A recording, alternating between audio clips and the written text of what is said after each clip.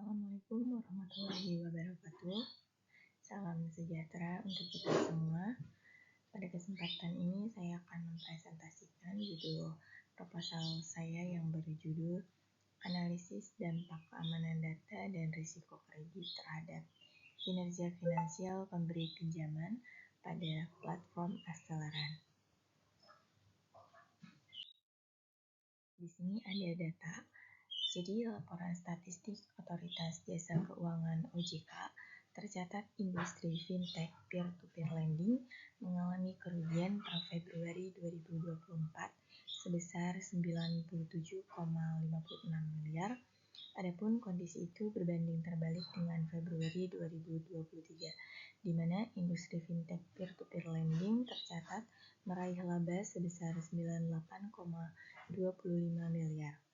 Nah, jika dilihat berdasarkan data OJK tersebut, kerugian ini mulai dialami industri fintech peer-to-peer lending pada Januari 2024.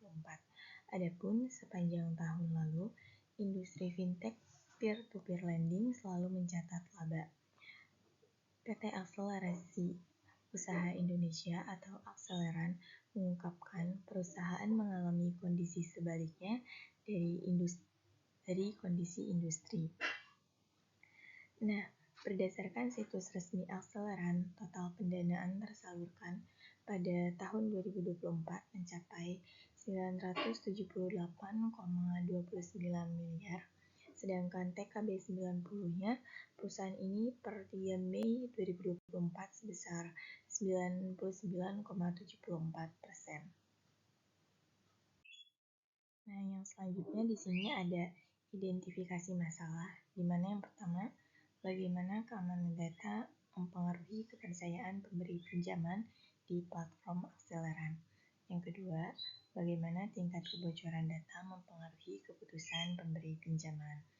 Yang ketiga, bagaimana risiko kredit berdampak pada kinerja finansial pemberi pinjaman. Yang keempat, bagaimana keamanan data dan risiko kredit mempengaruhi kinerja finansial pemberi pinjaman. Yang kelima, bagaimana risiko kredit mempengaruhi keputusan investasi pemberi pinjaman di platform Akseleran. Dan yang terakhir, bagaimana keamanan data mempengaruhi kinerja finansial pemberi pinjaman pada platform Akseleran.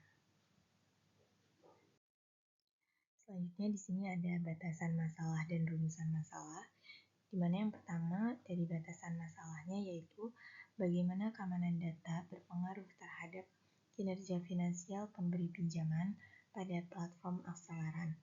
Yang kedua, bagaimana risiko kredit berpengaruh terhadap kinerja finansial pemberi pinjaman pada platform Akseleran. Dan yang ketiga, bagaimana keamanan data dan risiko kredit berpengaruh terhadap kinerja finansial pemberi pinjaman pada platform Akseleran. Selanjutnya di sini ada rumusan masalah. Yang pertama, seberapa besar pengaruh keamanan data terhadap kinerja finansial pemberi pinjaman pada platform Akseleran. Yang kedua, seberapa besar pengaruh risiko kredit terhadap kinerja finansial pemberi pinjaman pada platform Akseleran. Yang ketiga, seberapa besar pengaruh keamanan data dan risiko kredit terhadap kinerja finansial pemberi pinjaman pada platform Akseleran. Selanjutnya di sini ada tujuan dan kegunaan penelitian, di mana tujuan penelitian ini adalah yang pertama untuk mengetahui pengaruh keamanan data terhadap kinerja finansial pemberi pinjaman. Yang kedua, untuk mengetahui pengaruh risiko kredit terhadap kinerja finansial pemberi pinjaman. Dan yang ketiga, untuk mengetahui pengaruh keamanan data dan risiko terhadap kinerja finansial pemberi pinjaman. Nah, di sini ada kegunaan penelitiannya, di mana yang pertama itu bagi akademisi, di mana penelitian ini dapat menjadi referensi bagi studi lanjutan terkait keamanan data, risiko kredit, dan kinerja finansial dalam konteks peer-to-peer lending. Dan yang kedua bagi praktisi. Di sini bisa memberikan wawasan kepada penyedia layanan peer-to-peer lending, khususnya Akseleran, untuk meningkatkan sistem keamanan data dan mitigasi risiko kredit demi meningkatkan kepercayaan pemberi pinjaman. Yang ketiga, bagi pemberi pinjaman tersebut, di mana memberikan informasi yang membantu pemberi pinjaman dalam mengevaluasi risiko dan potensi pengembalian investasi pada platform peer-to-peer lending. Dan yang terakhir di sini ada bagi masyarakat umum, di mana kegunaannya untuk menambah pemahaman masyarakat tentang pentingnya keamanan data dan pengelolaan risiko dalam aktivitas keuangan digital. Di sini ada tinjauan pustaka. Yang pertama ada keamanan data. Dalam konteks peer-to-peer lending, keamanan data meliputi perlindungan informasi pribadi pemberi pinjaman dan peminjam dari akses yang tidak sah. Kebocoran data tidak hanya merugikan pengguna, tetapi juga menurunkan reputasi platform. Yang kedua ada risiko kredit.